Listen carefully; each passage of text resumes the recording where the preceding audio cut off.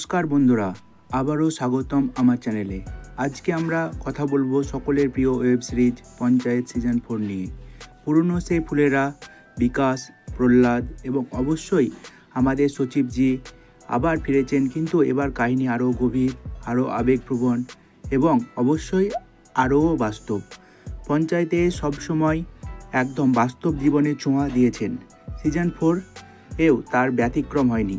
ফুলেরা গ্রামকে ঘিরে রাজনীতি, ব্যক্তিগত টানাপোড়েন আর সচিবজির নিজস্ব টানাপোড়েন সব মিলিয়ে একটা দুর্দান্ত অভিজ্ঞতা। এই সিজনে আমরা দেখতে পাই গ্রামের নির্বাচন ঘিরে উত্তেজনা, স্থানীয় নেতার ক্ষমতার খেলা এবং সচিবজি ও গ্রামের মানুষের মধ্যে গড়ে ওঠা সেই বন্ধনের আরও গভীরতা। সত্যি বলতে প্রতিটি চরিত্র যেন একটু একটু করে আরও আপন হয়ে উঠেছে।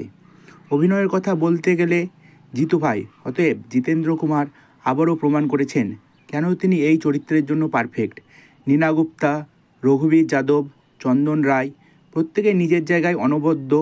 সংলাপগুলো যেমন হাসায় তেমনি চোখেও জল এনে দেয়।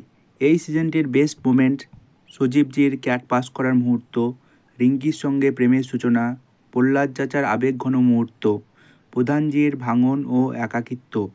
এইসব দৃশ্য সিজনটিকে একটা আবেগময় রঙে রাঙিয়ে দিয়েছেন।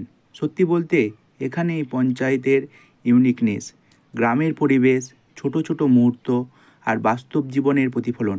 ক্যামেরার কাজে ও পরিচালনায় সেটা দারুণভাবে ফুটে উঠেছে, যেন আমরা নিজেরাই ফুলেরা গ্রামে বসে আছি। আমার দৃষ্টিতে পঞ্চায়েত সিজন 4 একটা ভালো আবেগঘন গল্প। হাস্যরস কমলেও চরিত্র সংলাপের গভীরতা বেড়েছে। রেটিংয়ের দিক থেকে 10-এর মধ্যে 7.5। সব মিলিয়ে পঞ্চায়েত সিজন 4 হলো এক নিখুঁত মিশেল মজার, আবেগের এবং বাস্তব জীবনের। যারা আগের সিজনগুলো পছন্দ করেছেন তাদের জন্য এটা মাস্ট ওয়াচ। আর যারা এখনও দেখা শুরু করেননি, দেরি না করে আজই দেখা শুরু করুন।